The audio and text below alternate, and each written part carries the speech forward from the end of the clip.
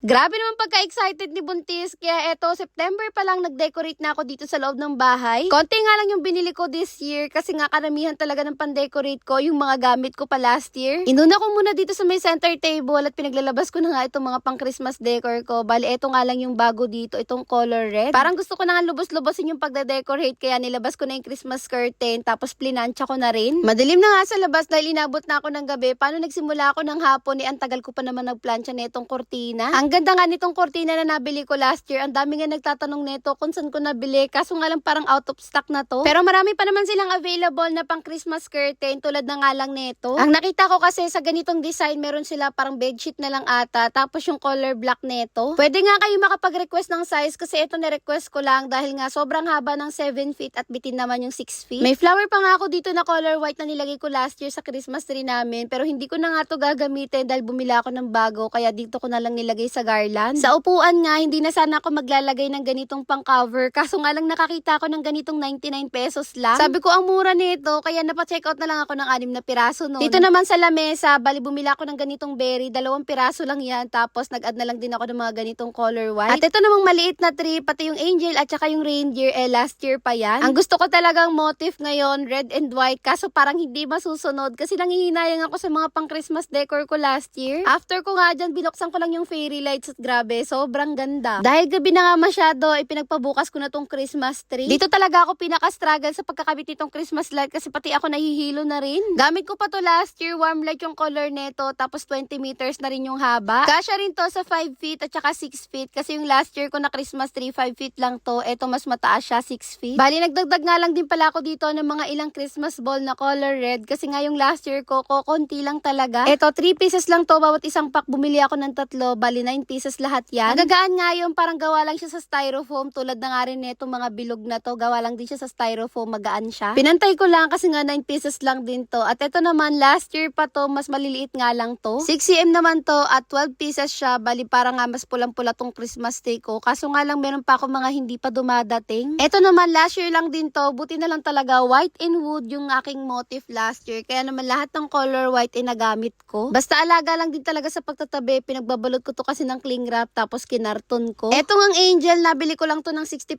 last year. Parang mas mahal na ata to ngayon. 12 pieces nga to lahat, pero hindi lahat to ay nilagay ko dito sa may Christmas tree. Nakita nyo yung isa kanina nilagay ko dun sa may lamesa. Eto naman, last year pa din to. 12 pieces din yan. At yung iba nga, hindi ko nilagay din dito. At yung iba nandun sa may center table. Marami pa talaga akong gustong idagdag dito, pero na lang ang kulang. Char. Eto, uunahan ko na kayo. Mahal talaga to. Nasa 100 plus yung bawat isang peraso. Pero sobrang sulit kasi ang ganda. 12 pieces lahat ang nilagay